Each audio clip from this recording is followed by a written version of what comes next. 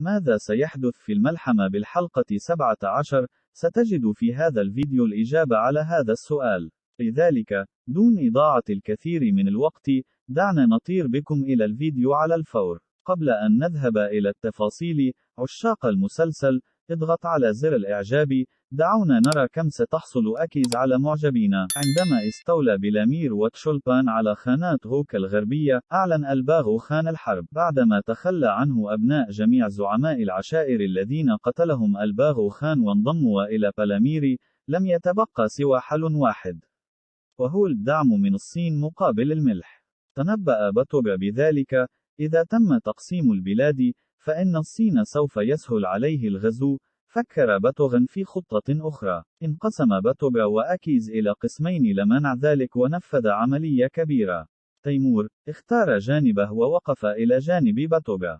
تحالف أكيز وتيمور مع الصبار وهاجما جميع احتياطيات الملح في خانات غوك. من ناحية أخرى، أراد باتوغا وسلتوك إجبار رجال قبائلهما الذين دمروا بسبب وباء الجدري ونقص الملح لصنع السلام عن طريق اللقاح ضد الجدري، وكذلك وعد الملح.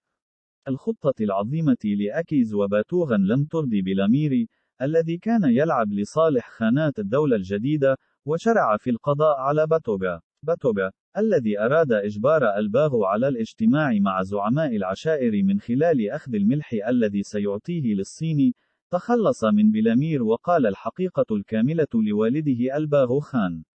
كان هذا المشهد مثيرا للإعجاب حقا. يمكننا القول أن الباغو خان قد علم كل شيء الآن. طلب باتوغا من الباغو خان المساعدة. إذا تم العثور على والدة أكيز، فسوف يخبر والده بالحقيقة كاملة. بتعبير أدق، سوف يشرح من أنشأ هذه اللعبة. الآن الأيام المخيفة قريبة من كايا وتايزو وميجن. إذا أعجبك الفيديو، فلا تنسى الضغط على زر الإعجاب، اترك تعليقك واشترك في القناة لمزيد من المقاطع.